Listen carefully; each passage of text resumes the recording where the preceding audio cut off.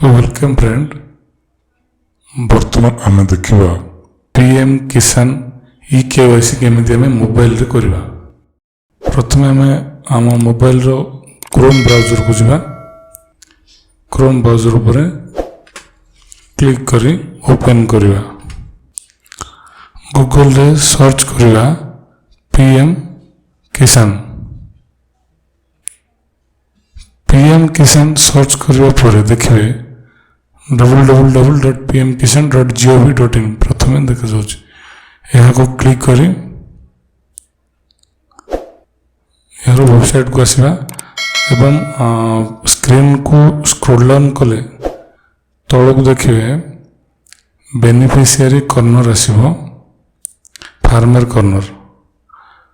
एठी आपण देखंतु ई केवाईसी लिखा अछि। ई केवाईसी न्यू रे क्लिक करवा एवं एठी देखंतु आधार नंबर एंट्री करबा ପାଇଁ कहला। एठी हमें आधार नंबर को एंट्री करवा। जो बेनिफिशियरी रो हमें आधार लिंकेज करवा, Aadhaar e KYC OTP based e KYC करवा, तार आधार नंबर को हम एठी टाइप करवा। आधार नंबर टाइप कर सारा परे नेक्स्ट माले देखंतु सेठी देखिबो आधार रजिस्टर्ड मोबाइल नंबर।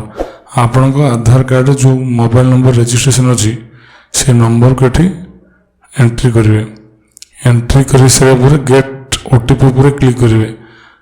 देन सही लोकर सही मोबाइल नंबर एक ओटीपी आसो 4 डिजिट रो 4 डिजिट रो गोटे ओटीपी आसो। से ओटीपी को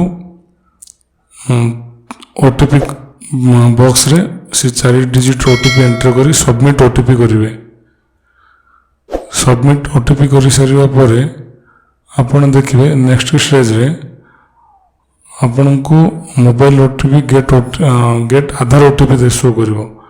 देन आपण गेट आधार ओटीपी पर क्लिक कले आपण को से नंबर के 6 डिजिट रो ओटीपी जीवो।